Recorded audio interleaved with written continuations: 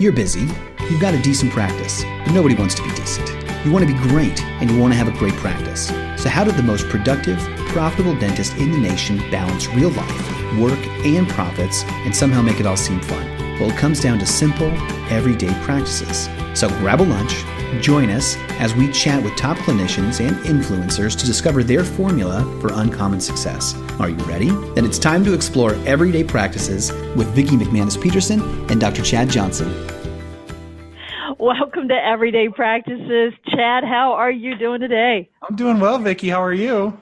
I'm doing great. So here we are again, Dr. Chad Johnson, Vicki McManus, with my very, very good friend, Dr. Paul Homoly. Dr. Homoly. Good to be with you guys. I'm happy to be here too. So excited to have you on board. Paul, I've known you 20 years and you still intimidate me. So thanks for being here today. You're one of the most gracious people I know. Well, thanks to that, Vicki. You and I we go back many, many years together. And it's nice that we're in we're both going on our third decade in dentistry and we're still going strong. So good for you. Yeah.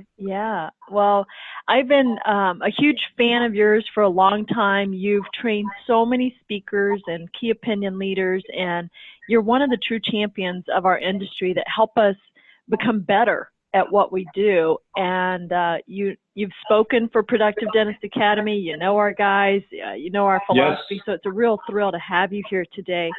And I know you speak well. You do so many things well. But two of the primary reasons we wanted to chat with you today is just because you're an expert doesn't make you interesting. I'd love for you to talk about that and how young speakers or doctors who want to become influencers, like what are some of the best practices, everyday things they could do to really hone their skills? Well, the best thing, the way I started is with Toastmasters International, Vicki. Toastmasters is it's a civic organization. It focuses on speaking, listening, leadership, and there you can learn the fundamentals of stagecraft, presentation design, the use of humor, how to organize a speech. Plus, it gives young speakers lots of opportunities to speak. Toastmasters meetings typically meet once a week, so you can get up. The speeches are short, 5 to 7 minutes, and that way you can begin to launch some hours in the front of the room. Here's my caution with young speakers. Don't go into a significant speaking opportunity like a regional meeting or a state meeting and not be prepared. Because if you go in there and you bomb, then you're going to have a tough time recovering from that because program chairman. Exactly right. So get some front of the room experience through Toastmasters. Then start conservative. Start with a simple table clinics or maybe local dental societies or local study clubs and get to the point to where you're comfortable, you know how to handle yourself in front of the room. Your content is proven. You don't try to teach too much. Try to stay in your lane and get help. Toastmasters International is one of the best places to go if you're an inexperienced speaker, if you want to get started. Wow, you're reminding me that's where I started, that and Dale Carnegie. And we would go once a week and really hone your craft. And I think you and I met through the National Speakers Association. Yes, we did. Yeah, where you are CSP, correct?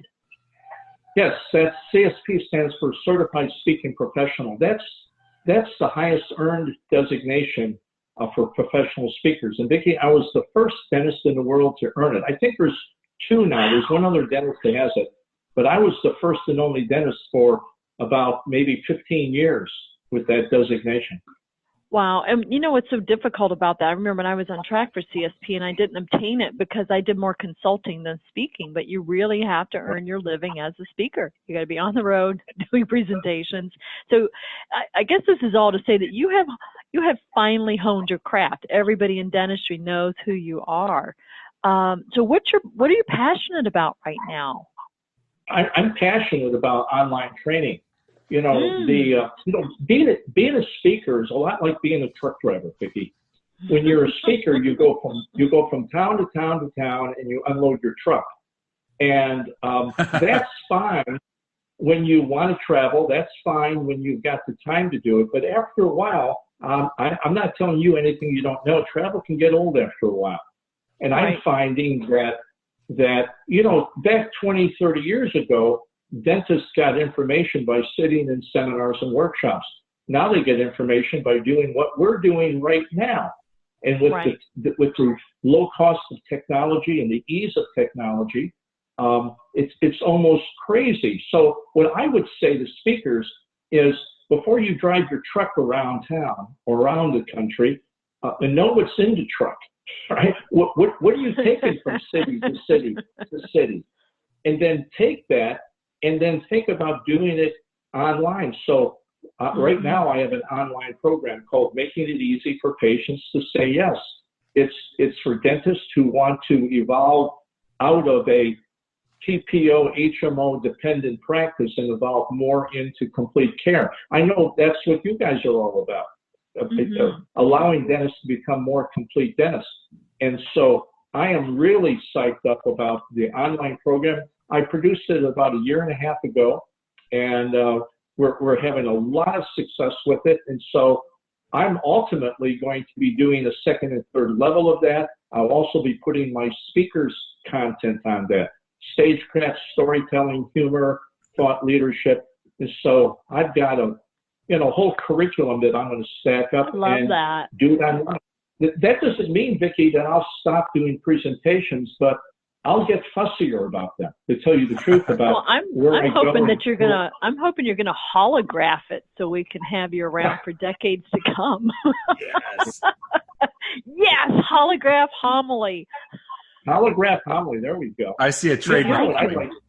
I do too. He's already on it. What I'd like to see is program chairmen who would be more willing to host virtual conferences. So, for example, let's say you've got a regional meeting, you've got maybe 10 speakers who'll be speaking live.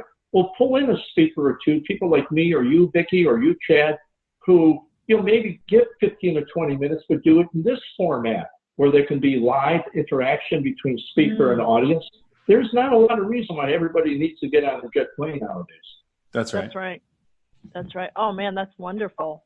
That's wonderful. Say, Dr. Homoly, can you tell me about story selling and how people for example, I wanted to bring up that your website was paulhomoly.com, where people on the right hand side can see all your workshops and events and whatnot, and especially for the ones that are in person, but that's also where they can find the content for your online courses. We'll have that listed below in the written part. But one of the books that I really enjoyed of yours, I mean, we talked about story selling, not storytelling, but story selling. Can you tell the audience about that? Yeah, story selling is like storytelling, except it's a narrative that's attached to a business objective. For a purpose. So for example, story is really important for listeners to get to know the speaker. It's called disclosure. Yes. And speakers, we're in a position of leadership. And in order for people to follow, they need to know who they are following. One of the problems with experts is that we find out they know a lot about implants or digital imaging or some other technical aspect of care, but we really don't know who they are beyond their primary role of lecturer. I mean, think about all the people you've heard from the front of the room. What do you really know about who they are personally and their character? That is as important to influencing listeners as is the quality of the content. So story selling is something that you look at an ordinary life event and then take the concept from that ordinary life event and move it into the topic of your lecture. So for example, let me think of one here. About 2 weeks ago, neighbors of ours, I live north and west of Scottsdale, Arizona right now. We're right next to the Sonoran desert. It's 300,000 square miles of desert, and a lot of these people have got these Razor, these all-terrain vehicles. They're like hot rods, but for the desert. Big tires, big engine, roll bars, all the stuff. and neighbors of ours, Dave and Terry, said, come on. So Lisa and I, we jumped in the back of this poor place, and we hauled ass all over the desert, 3 hours just bouncing around. And occasionally we would stop and get the dust out of our hair and drink some water. But what was interesting is when we stopped, we all kind of got together and we kind of huddled and we talked about, you know, our kids and our life, and we looked at the scenery. And when we got all done with it, when we came back, we felt closer to Dave and Terry because of that experience. Right. Well, dental experiences can bring us closer to our patients and our patients closer to us. And what I would recommend to dentists is don't simply look at the dental appointment as a clinical experience, but also look at it as a way of building relationships. Now, if I was to tell that story as part of a seminar, I jazz it up a little bit more. I put a little bit more humor into it. But see, what I've done is I've gone from an ordinary event, taking a ATV ride in the desert, and then kind of capturing a concept from it, that is the experience we had of talking to each other. And then I transferred that to the listener in my topic that dental care can create experiences that bring people closer. So story selling is a narrative with a business objective. And it's one of the best leadership tools that any speaker can have. And if you read the book, my book, Just Because You're an Expert Doesn't Make You Interesting, I think I've got 2 chapters on story selling in there. Well, one of the things that I like that I could almost predict that you would put into that story, because you're a quintessential storyteller, but as you tell that story, you would say, can you almost smell the gasoline? I could see you, trying to tie in some kind of olfactory thing, just to make it, to tie that story in. And, another way that I end up using your material a lot, I honestly can picture your face on the front of your books. I can picture every time that when a patient says, now isn't a good time because I have this and that. And I'll just say, it's okay. We'll wait with you. And I think of you every time I say, we'll wait with you, and because it's so inviting. It's just like, it's no big deal. We'll wait with you. And I think of you every time. And can you tell the audience a little history behind how you arrived at that verbiage? Well, that just occurs over time. When you talk through and you have, a whole stack of PowerPoint slides and you're talking to students, that phrase, I'll wait with you, is part of the whole deal about when patients are hesitant for care. You don't want to try to overcome an objection to care. What you want to do is acknowledge their objection to care and really make it okay for them to proceed care when they're ready. So that phrase and many other phrases really came from the philosophy of when you're ready, we'll be here, right? When you're ready, we'll be here. And then the tagline, I'll wait with you, or we'll look forward to you coming back, or someday it will be your turn. There's lots of different tag phrases that go with that. There's lots of different ways to say that. Yes, I like that. That's really cool. Well, I know that you're excited about having people come visit online and in person about how to make experts interesting. Can you tell us more about your latest course, the making it easy for patients to say yes?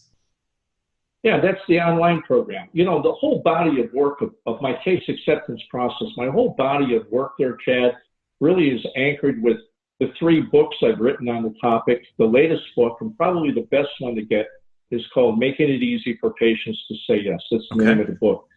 There's also seminars that I do. I did one for the Profitable Dentist. The workshops are more private workshops. That is groups of dentists and teams who have been through the online program or been to seminars when they want more of an immersive experience. I'll host 2 private 2-day workshops. And then, of course, the online program. The online program, to tell you the truth, Chad, I'll probably never write another book, to tell you the truth. Here's why. Books are analog. Books are relics of the intellectual property from centuries ago, because books were the container of wisdom. Well, but books aren't scalable. I mean, books, you have to carry a book around with you. With online program and digital information, I can put everything I've ever written on one of these. Yes. And that makes the information portable, scalable, immediately accessible, and less expensive. It isn't like the book is expensive, but you'd be surprised the amount of dentists who hesitate at paying $25 for a book that can create millions for them in practice. But that's a different axe I've got to grind. Let's not go there. Good point. Good point. Yeah. And so my intellectual property that I continuously create intellectual property that is ideas and concepts and things that make the practice of dentistry easier. All of that will be via online and digital. Yeah. So I would recommend for your listeners who are interested in dialing into the case acceptance process, get into the online program. In the online program, you can download my ebook, making it easy for patients to say yes. You can have the book, but you have the book on one of these, so you can read it on an airplane or wherever you're at. Yes. So, and all you got to do is go to my website, paulhomoly.com, and go under products, and you can see the online program there. I like it. Hey, I have a question. You are originally from North Carolina, and when did you end up in Arizona? How long you been out there? Well, actually, I'm originally from Chicago. That's right. Years yes. Chicago. That's right. I went to dental school there. Then the Navy stationed me at Cherry Point, North Carolina. I was a Navy dentist at Marine Corps Air Station, Cherry Point. I spent about 20 years in North Carolina, and then about two and a half years ago, my wife and I, we moved out here to Scottsdale, Arizona. I was on a temporary work assignment with a client, large dental group practice, and I was running a learning and development center here. And to tell you the truth, Chad, we just liked it, you know. Of course. It's a different ecosystem, and the desert is amazing, and we love the weather. We've made some good friends out here. I'm golfing more. I'm not golfing better. I'm golfing more. There's a difference. Yes. So that's the story there. That's awesome. So I know that you were involved with helping boost up the speaking abilities of all the guys in the CIREC group. I was part of the CIREC mentor group for about 5 years, and I know that you were involved with helping. So as listeners, if any of them are involved with spear education and whatnot, I just thought I'd let them know that you've been instrumental in helping a lot of the Sirona speakers deliver their quality content because they've found a way to connect more with the audience. So some of our audience is those very people, and I just thought I'd give credit to you for their stories rocking, because you helped them set up what they're trying to say with great stories and great connectability with the audience, that being us. Yeah, those were great days. That's when I lived in Charlotte, and Sirona's U.S. headquarters were in Charlotte. And one thing led to another, and I was asked to create a speaker development program. So we called it Sirona Speakers Academy. I did that for, I believe, about 3 or 4 years. We put hundreds of the early adopter of intraoral imaging and chairside milling people. All of the originals came through there. All of the Sirona original speakers. And I've worked with, Todd Ehrlich and James Klim and the whole group that's out at the Spear Center. Great people. Yep. Tarun Agarwal. We had a tremendous experience. And then after a couple of years, the leadership kind of changed direction. As you know, in the corporate environment, things change. Yep. And so they kind of moved on from that, but we had a great experience. And I was lucky to work with some really terrific people. And I'm proud of that legacy as really kind of being on the ground floor of that launch right there. Well, I'll tell you what, I really hope that people go to check out paulhomoly.com and check out your online content, the Making It Easy for Patients to Say Yes. I didn't start with any CV introduction because if people don't know you, they quickly will. And that's also I guess we'll just give a little forgiveness if somehow they don't know who you are, if they're a newer dentist listening to a podcast, but they need to know, and their case acceptance and their interesting level, I don't know what you would call it, their interestingness level would totally increase just by doing some of your suggestions and learning from you. And I sure have myself. So thank you, for being on our podcast. I really appreciate it, Dr. Homoly. Hey, Chad, thanks so much. And all right, you get on your way. And for our listeners for Everyday Podcasts, thanks for joining us today. Oh, Paul, I have one more question. We always end the podcast with one question, and you have to choose one or the other, but not both. Okay. Bacon or eggs?